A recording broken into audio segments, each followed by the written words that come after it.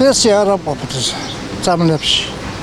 ამ შინაარსის კომენტარებს თითქმის ყოველ დღე მოისმენთ. ადამიანებს, განსაკუთრებით კი პენსიონერებს, სოციალურად დაუცველებს და ქრონიკული დაავადების მქონე პაციენტებს მედიკამენტებზე ფასების ზრდა ძიმე ტვირთა დაწევთ. პენსიონერებს არჩევანის გაკეთება მედიკამენტსა და საკვებს შორის უწევთ.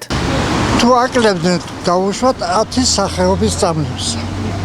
აკლებდნენ მეორე 10-ულსა იმდეს უმატებდნენ 500 ინაზავრებდნენ იქიდან ზარალს. აბა პირიქით გაძვირება და არა გაიაფება. მე ხა წამლები ვიყიდე ქვეყნის ფული გადავყარე. ძილვას დავდივარ ნაოპერაციებელი ვარ. პრესია არ ამყოფს წამლებში. სხვა რამეს ხო გინ ადამიანს ცოცხალ ადამიანს. თანდათან იმატებში როგორ გითხრება მივალ შევხედა მომატებულია. ალია ხელმიუწვდომელი. ადრე რასიც აი რო შესასუნთქი რო იყო ვიხდიდი თავიდან 11 ლარს. მერე გახდა 26 ლარი. ეხლა 35 ლარი. რა პერიოდში მოიმატა? აი განსაკუთრებით 6 თვის შემდეგ. მე დაზღვევით ვყიდულობ ძალიან. ჩემთვის წუთში ხელმისაწვდომი მიიღო.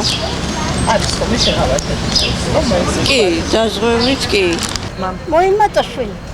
რა დღეშივოთ რა ეს არის ცხოვრება ჩვენი? ღმერთ დაგვიფარო ყველანაირად.